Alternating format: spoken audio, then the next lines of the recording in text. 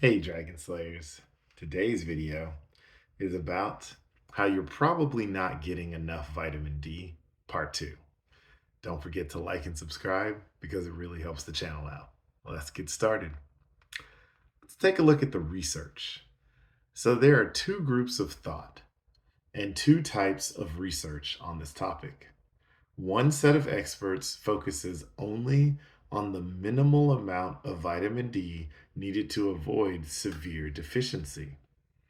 These experts focused their research on this topic and they didn't do research on studies that involve taking more than 1,000 IU a day. IU stands for International Units, which is the measurement unit for vitamin D. These studies are what medical schools teach. Therefore, most practicing doctors know only about these minimum requirements. More recently, another set of researchers have found that higher levels of vitamin D can be very beneficial for different areas of human health. Research studies and reviews have shown a correlation between higher vitamin D intake and reduced rates of cancer, type 1 diabetes, multiple sclerosis, skin cancer, and other diseases. One case study followed an individual who accidentally took more than 100,000 IUs daily from a mislabeled supplement for months. Although he suffered nausea and body aches while taking this much vitamin D, as soon as he discovered his overdose and discontinued taking the quantity, he went right back to normal with zero long term consequences. The key takeaway message here is that in 2007, Dr. Berry read an article about vitamin D that stated there was a rampant vitamin D deficiency in most people. He didn't find this article in a respected medical journal. He found it on an alternative health website. He was very skeptical of this information because he hadn't read anything about this deficiency in a more official medical literature.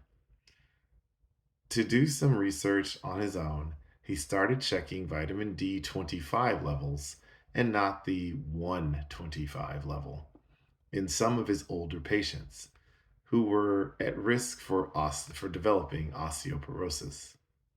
Vitamin D-25 is a much more accurate test and is the only one that should be checked. To his surprise, he found that 72 patients of the 100 had a vitamin D level below 30. Normal is 30 to 100. In his opinion, the optimal level is 50 to 100. That means that a total of 72% of his elderly patients were deficient in this vital substance, and he had been completely unaware of the situation. Dr. Berry had been taught about the importance of checking vitamin D levels and was blind to the deficiency in his patients. He began ordering vitamin D levels for younger and younger patients, and he found many of them were deficient in vitamin D. He was mortified by this discovery. He immediately read everything he could find about vitamin D.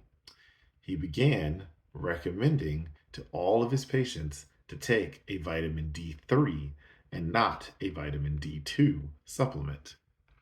He spoke to several of his doctor friends about his discovery. They told him that they never checked vitamin D levels in their patients, and they seemingly had no interest to start testing. The more he read about vitamin D, the more he was convinced that it was a vital ingredient for overall optimal health. However, he felt like a lone voice in the wilderness.